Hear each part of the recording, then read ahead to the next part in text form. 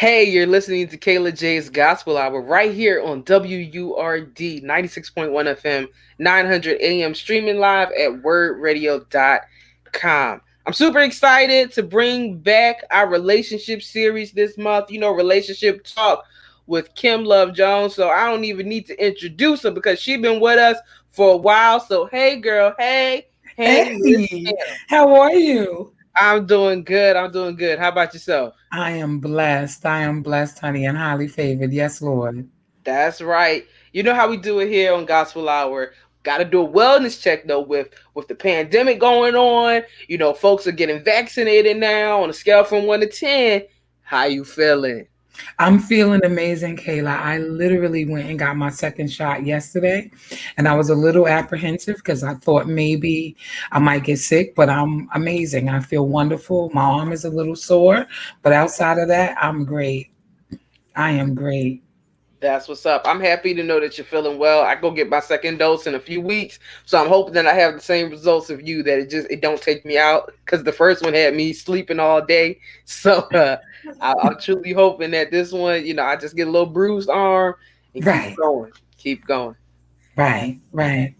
All right. Well, I'm Right. really excited to bring you back this month. For those of you that have been listening all month, you know that I've been doing a purpose series, and today we really want to talk about purposing your relationships.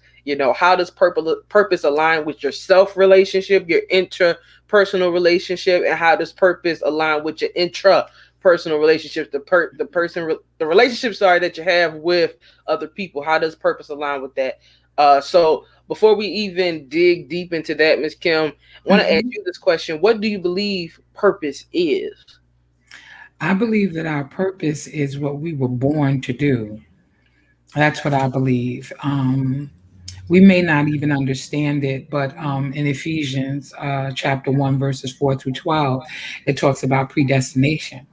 It takes about, it talks about being God knowing us before even the foundation of the world, before there was a Genesis, God had already knew that we were coming, and He has purposed each and every one of us. And it always bakes my noodle, Kayla, always when I read that.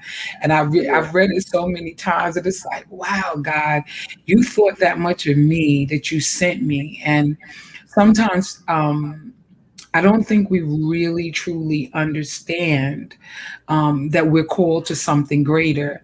And we Mm, sometimes the thing that's so easy for us to do but difficult for others is truly a calling and a purpose for our lives. But we minimize it. I'm sorry. We minimize it because it doesn't seem like it's a big deal when it's a huge deal because everybody yeah. can't do what you do. Everybody is not you. That's right. Everybody's not you, which is why there are different types of relationships. You know, Hmm. Hmm. that's why there's different types of communication, especially when it comes to relationships. So, want to talk about that self relationship a little bit. I know a while ago when you first started coming on, we started talking about self love and self relationship, the relationship you should have with yourself. Uh, Hmm. how does that pair with your purpose? How should you care for yourself's purpose? Honestly, Kayla, I think if you it depends on if you really recognize what your purpose is, right? Mhm. Sometimes it's just crocheting, right? And you may love to crochet, but other people can't. They don't know Mhm. how to do that, right? And it may be making blankets for elderly people in nursing homes or for children, or maybe even making teddy bears, crocheting teddy bears for children, doing something outside of what is normal and customary because you have the gift to be able to crochet, right? Right. And so, because we minimize and we believe everybody can do what we do, we don't think of that as such a big deal. And we may not think of that even as ministry. But Mm. anytime you can reach someone by encouraging them or loving on them, going to, I know I met a guy, right? He's a music teacher. My mother was in the rehab. This gentleman, he would come in and play the piano Mm, like once a week for the residents, right? And I thought that that was so phenomenal. And then at the hospital, I met a guy who would come into the ICU and play the guitar for the patients, right? mm-hmm. And I thought that that was just awesome because they were taking their gift and they were sowing into somebody else's spirit through music. That was, because music makes you feel good. Yeah, I don't care if it's Bach or Beethoven, but to just hear, right? The music makes you feel good. And that is ministry yeah. to people's spirit. And so giving back and serving others is really what our purpose is all about. It is. It really is what our purpose is to serve others and to serve God.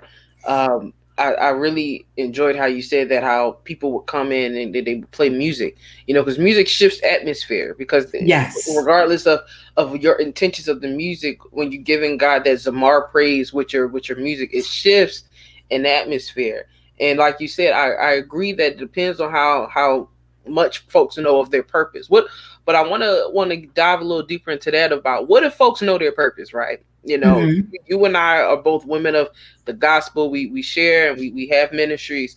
Uh, what if there's some other young lady out there like us who knows she called to the preach word, or she knows she called to do this certain type of evangelistic work, right? Right. But she's not nurturing that.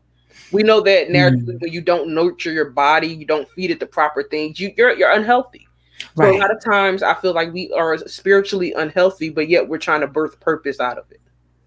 I see. I see. Okay, most of us, and I know for me it was a struggle. It was a struggle when I was called to ministry. And I fought that thing tooth and nail. Like, God, I cannot do this. I cannot do this. Um, but I was led to get up at 3 o'clock in the morning, sometimes 4 o'clock in the morning, to study. And God would not leave me alone until I operated in what He called me to. So some of it is the willingness to go. And when you find out that things are not going to work out for you very well, when you are not obedient to the will and the word of God, um, you will quickly see which side of the where your bread is buttered. You understand? Yeah, yeah, Um, and that's real talk because your arms are literally too short to box with God when He calls you to ministry. And sometimes we, like you and I, we may see somebody with this amazing gift, and we're like, why are you not operating in your gifting? Why are you not doing that? Well, what we have to learn how to do, because that seems to be our issue, um, is trust God's process. Because I promise, when God wants to move you, He gonna shift you, and all of the time before is just preparation. He's slowly refining us to get us to the point where we are truly ready to surrender. And sometimes that's painful. It's a painful process. It doesn't necessarily have to be, but we need to trust God that the process that God even has for us, right? Or He had for us and still does, He's going to have for them. So whether they are on board and doing what we think they should do or not is of no consequence. Because when God's ready to shift us to the next level, trust me, we going, Kayla. We can go willingly or we can go kicking and screaming, but we will go. That's I how I see that. I hear you, and I agree that we're going to go. So my question to you to follow up on that is, how can one get in a good space and a good relationship with that their purpose? Your purpose may not be something you wanted, but that is what God has called you to do. So how Hmm. can one learn to love it? Because for me, I feel that if you're in a relationship with something you don't love, it's just like people. If you're in a relationship and you don't love them, it doesn't really work out. You're there, you're going through the motions, but there's nothing, no attachment.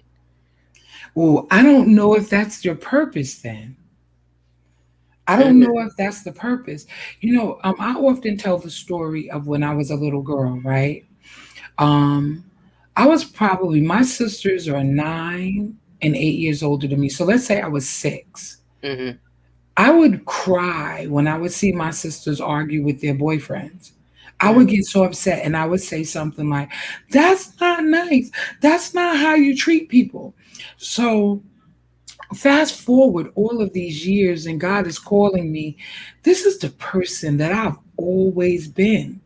I am not so sure that we would hate our calling because we didn't really come up with the idea to begin with ourselves. The mhm. idea that, and I really mean this, we're not that smart, Kayla. You know, and I really mean that because sometimes we think we're so brilliant, we just gonna come up with stuff. And, you know, no, this stuff is baked in. Right. God created us and fashioned us to perform a certain thing. So if you hate something, I wonder, like, because hate is a very strong word, right? Yeah. Yeah. I wonder if you are genuinely, if you were genuinely called, or you're doing it because it's an expectation of other people. Because what Mhm. God gives us, it's baked in, it's baked into our DNA. When I think once again about Ephesians and how God literally was like, okay, I'm gonna bring her through that womb and those loins. It was all predetermined. So that I would have a sense of humor like my father, and then another part of me would be very stern like my mother and business savvy, right? Mhm. Um, because I'm created with their DNA. I'm not an accident. You know, Right. even if my mother said, "Girl, you was a oops," you know what I'm saying? I'm like, I was like, no, ma, I was not an oops. You know, we joked about it, right? Mhm. But reality is I was predestined to be here. Right. And God knew all about that when He fashioned me. So, like, hating your calling is very strong. Um, Disliking what you do is even strong as well. Because see, I love what I do. When I fall right into. You get what I'm saying? Yeah. What I've been this person since I was a little kid. My mother said, "Stop giving away your toys." And I'd be like, "No, mommy," but because there was some adopted children, they didn't have their real mother. They were fostered. I'm sorry, they were fostered children. They didn't have their real mother, and I thought, well, I got my mommy. I'm just gonna give away my toys. From a very young age, I was a servant, Mm. right? And I might not have been in ministry or even understood ministry, but what I was doing, even when I was 7, was saying to people, "That's not how you treat people. That's not the way that God's got this thing set up." Right? Without saying God's got this thing. You know what I mean? Because I was Right. 6 or 7 years old. So I don't believe that and maybe I'm wrong, you know what I'm saying? But I don't believe that we're called, God is calling us to something that we would hate. I believe that that these things are baked into us. And Mm. we can run from our calling because we're afraid. We can run from the responsibility of our calling. But the Holy Ghost is going to check you regardless to what you try to do, Right. right? And maybe people don't want that as they don't want to be responsible in that way. But I'm just a firm believer in, it don't matter what you want and how you feel. God don't care nothing about that. He cares about the results of what He's called us to do. Because sometimes we feel like a nut and sometimes we don't, right? Right. We feel like, oh, my today I don't feel good, so I'm not gonna do this. No, ministry, you do it as almost a second nature, Yeah. Yeah. right? Yeah. So I know people get frustrated with the call, but I would tell them just to hold on. That's You know, good. does That's that good. did that answer your question though? Yeah, you did. You answered it perfectly. Mhm. You really did. And it moves to the second half that I really want to talk about. You mentioned how, you've been fulfilling your purpose since you were young. You was that person giving your toys away. How do other people fit into our purpose when we're talking about getting into relationships with people, whether that's agape relationships or eros relationships? How do they align with our purpose? If someone if is really close to us, Should they be with our purpose or should they be against our purpose? Should it be like purposely mutual? Right, Whereas in, I support you a little, you support me a little, and that's really it. Like, right. how do you feel about that?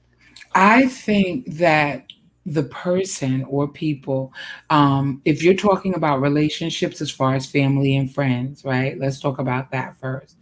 I believe, and this is what my whole heart, that God will align you with the people that you should be with and around, whether they are your family or friends, right? Because your destiny is tied to a lot of the people that God will put in your path to help you to fulfill, because He sends us help along the way, right? Mm, And when we're operating in that, sometimes it can be a little difficult. When your family doesn't believe in you or doesn't believe like you believe. If you're writing a book and they think all you're doing is sitting in front of your computer all day on Facebook, and you're like, no, I'm writing my book. And they're like, wow.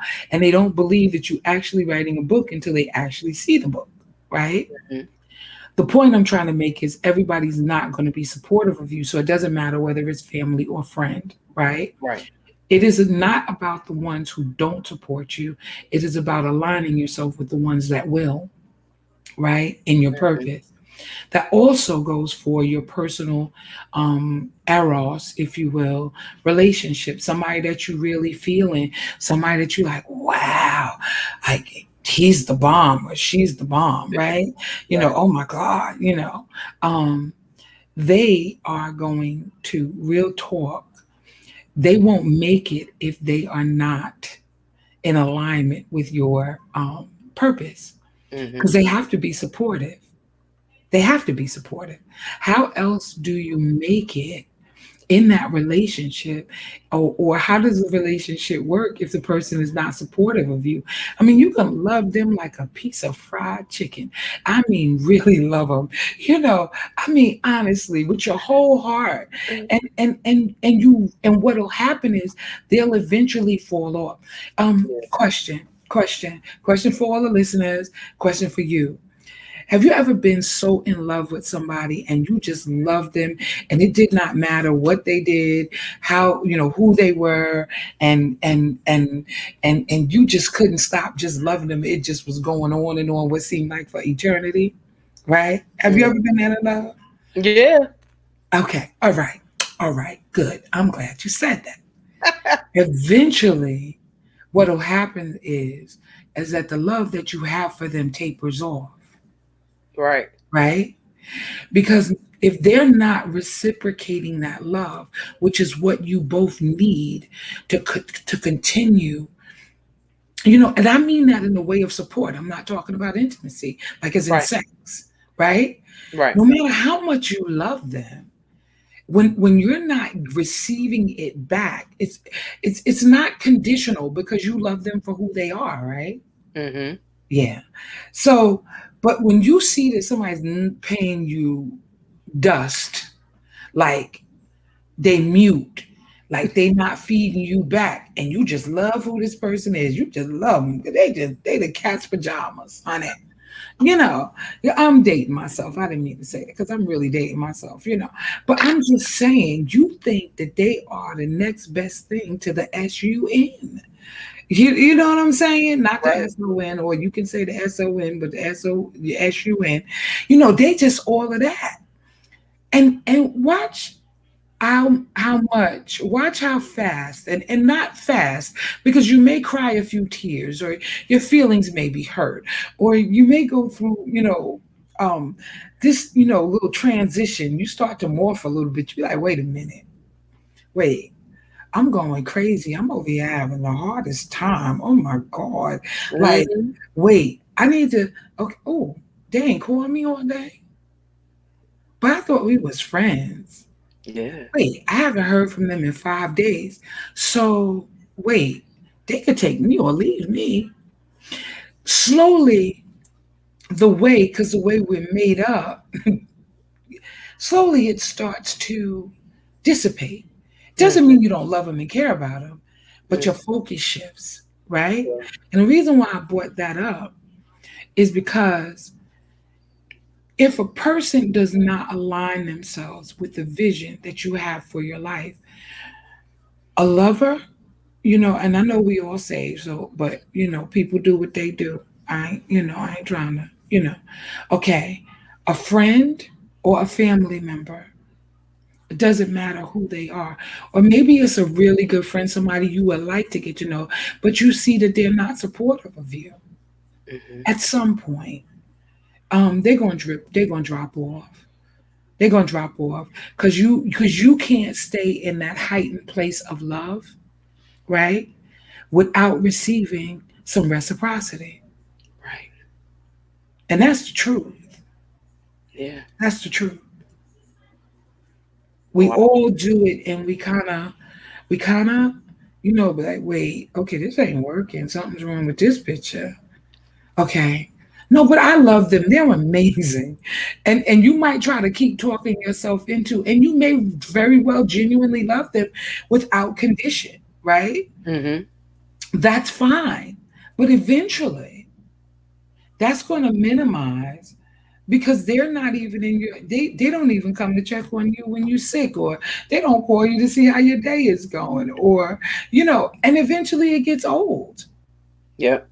And something else. So if you're talking about purpose in relationships, the person that you're meant to be with is somebody who's going to align in a real way with who you are, and not just who you are on the surface to the outside world, but who you are inside, because you shared certain things intimately. You've had those conversations and you can trust them and they trust you.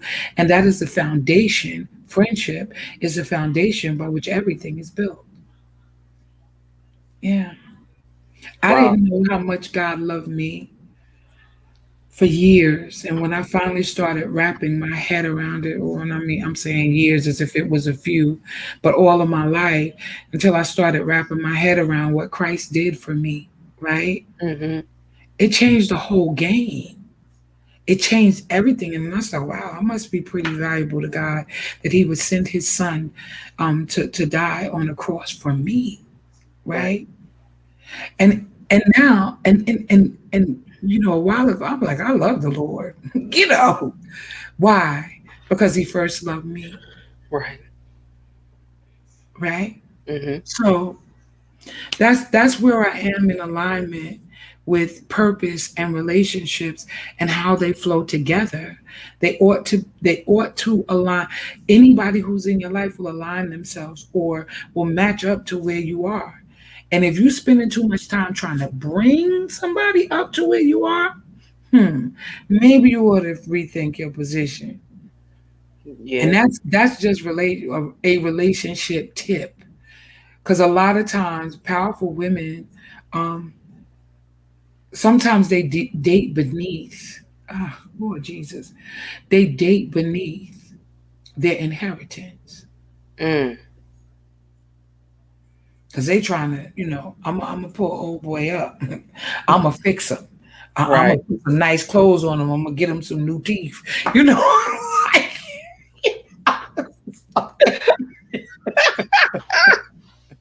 no, you know what I'm saying? I'm gonna make it, and you date beneath because you got to do a lot of work. But when you find somebody that's meeting you, oh, honey, it's amazing. It is absolutely beautiful to find that. Yeah, yeah. Wow, you went in just now. I know we're short on time now, but I gotta ask you this one question, especially since you brought that up about how certain women, date beneath, and my question is for those that may be out there, their partner is supportive of them. They're the ones that need to be a little more supportive of their partner's purpose. What's your suggestion for them? Say it again. Give it to me one more time. Their partner isn't the one that's not supporting the purpose. They are. They're the one that's not supporting their purpose. It's their partner's purpose. It may be a husband that's all for the wife's purpose, but she's not for his purpose, or a wife that's all for her husband's purpose and he's not for hers. Right. How speak to that person who's having a hard time supporting their partner's purpose. Okay, that you have to, the person who's having a hard time supporting their partner's purpose, oh boy, that's heavy. You need prayer, real talk. And you need to pray because the whole reason for being in a relationship is to serve one another where there is a need, right? Mm-hmm. Like if you're there just to be served, then you're out of bounds. You when you meet somebody, it's like, how can I be a blessing? It's the same way. Like Kayla, it could be a friendship, right? Kayla, Right. what can I do to help you? Right? Mm-hmm. Because I love you. I love what you do. I see you, girl. You out there and you getting it. So I'm attaching myself and aligning myself with Kayla, Kayla's dreams and visions. And I say, Kayla, I don't know how to help you, but tell me what you need so that I can. Right? I don't need anything from you. I just need you. I'm been assigned marriage, assignment, covenant, agreement. I've been assigned to be a blessing to you.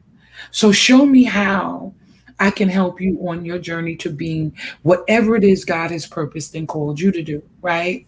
Mm-hmm. If you're in a marriage where you don't see the value in what your partner has been called to do, I appeal to you to call on the Lord in prayer and ask God to fix or show you where you can be an answer for his problem or her problem. I implore you to do that, to go before the Lord in prayer and say, Lord, I'm having so much trouble. I'm struggling in this area. I don't particularly care for what their purpose is, and I'm already attached to and tied to them. We're married. And so, Lord, show me real talk where I can be a blessing. Make me an answer. Let me be an asset to my husband. Let me be an asset to my wife. Father God, show me. Mm-hmm. And I promise you, God will open up because James 1, I believe it's James 1 and 5, I could be wrong, says, if any of you lack wisdom, Mm. ask it. Right? Right? Mm-hmm. Ask me, and God will give it to you liberally and unabraded, if not. Right?